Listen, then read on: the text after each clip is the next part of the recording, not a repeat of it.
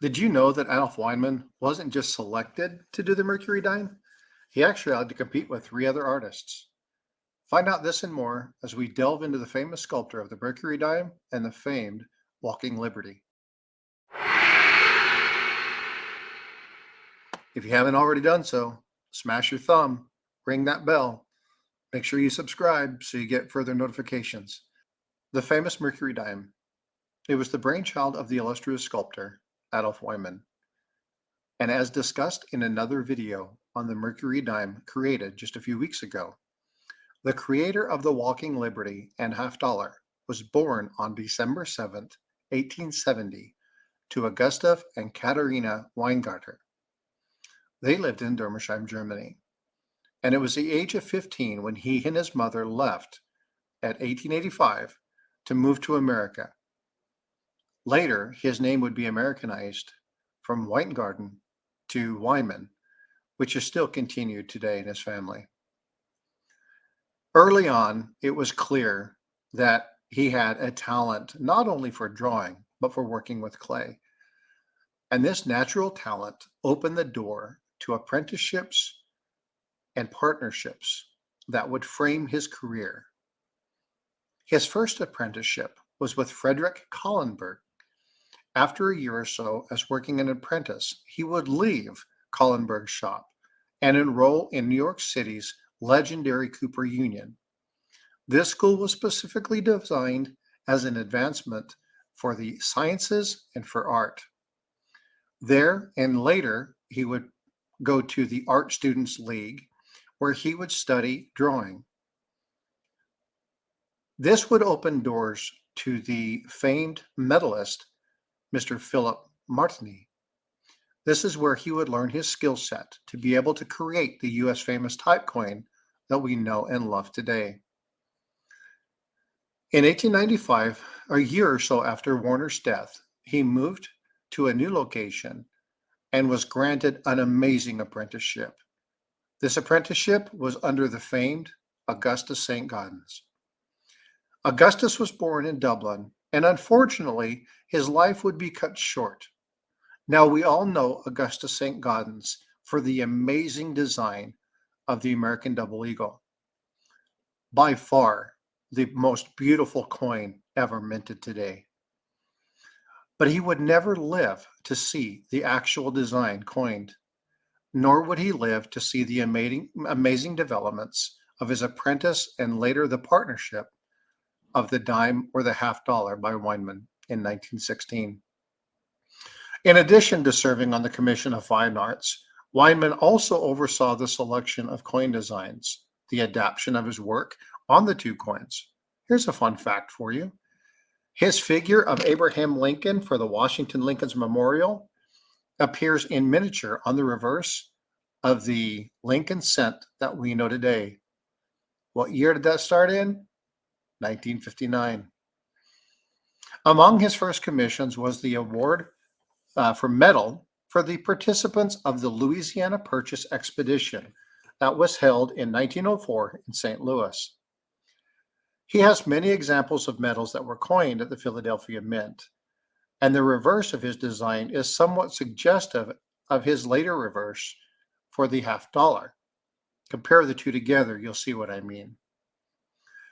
The only connection to the U.S. Mint outside of his work before 1916 was a collaboration with St. Gaudens on the inaugural medal for the President Theodore Roosevelt.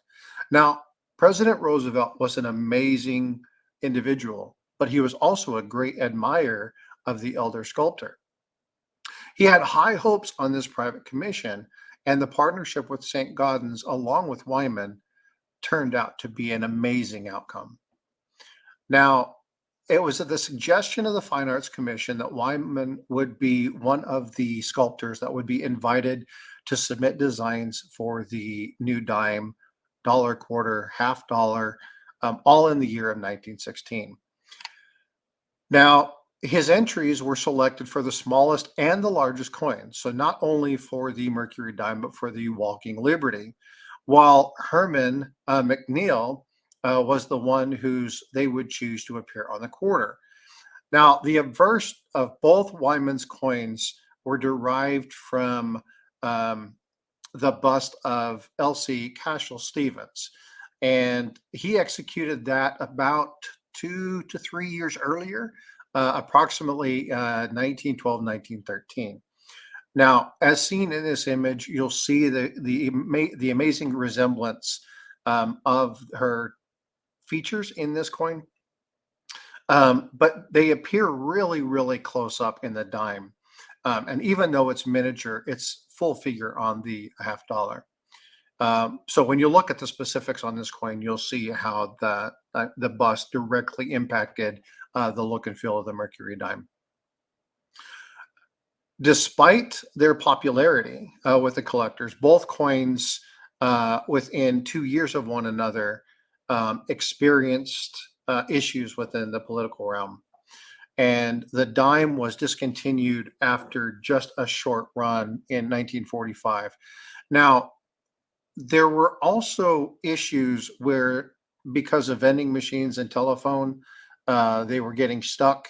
So there were it wasn't just all in the realm of politics. There were some other things that happened during this time frame, but ultimately 1945 saw the demise of the dime, and then the $50 would see its demise approximately 2 years later. The adverse for the Weinman $50 was revived in 1986 when they did the 1 ounce bullion coin. And again, it remains current to this day. The addition of his 2 coin commissions really brought Weinman to the forefront when it came to being a medalist. And his work with Cornelius Vermeulen would not go unnoticed. In fact, in addition to his 2 coin commission, Weinman was highly sought after as a medalist. In speaking of his work, Cornelius Vermeulen said he could not conceal his admiration. He would later go on to say that Weinman's medals leave no room for doubt. He was an exceptionally talented sculptor. His feelings for subtleties on a relief on small scale in the framework of the metallic tanto were most perceptive.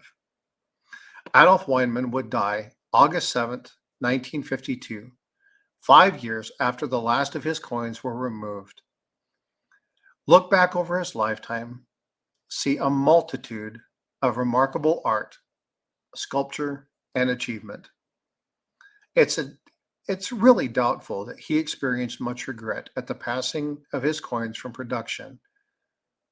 But even event, today both pieces remain abundantly familiar in circulation and highly sought after by collectors around the world. Ladies and gentlemen, Mr. Adolph Weinman. I hope you enjoyed this video today. Make sure you hit like, subscribe, smash that comment, hit that bell, share the video. It really helps out the channel.